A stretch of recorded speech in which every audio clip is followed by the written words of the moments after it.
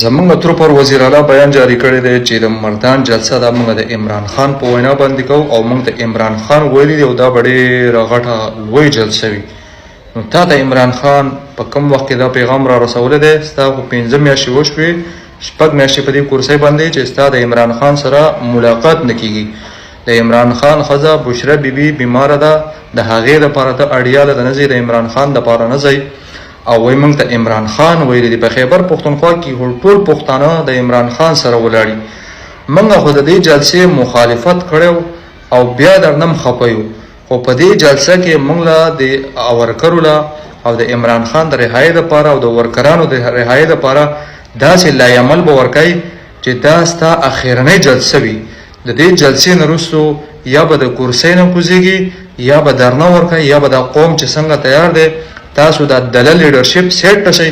موږ پوه شه، عمران خان پوه شه او بیا د پولیس پوه شه او پولیس پوه شه. تاسو راځئ دلته چې کوم دی عوام نه بېوقوفه جوړوئ او عوام نه چې کوم دی په سترګو کې خاورې اچوئ. کله یوې غلطه لېږئ، کله په جلسه پسې، کله په سټریټ مومنټ پسې، کله چې کوم دی په فورس پسې ایکشن فورس جوړو، پلان کې فورس جوړو.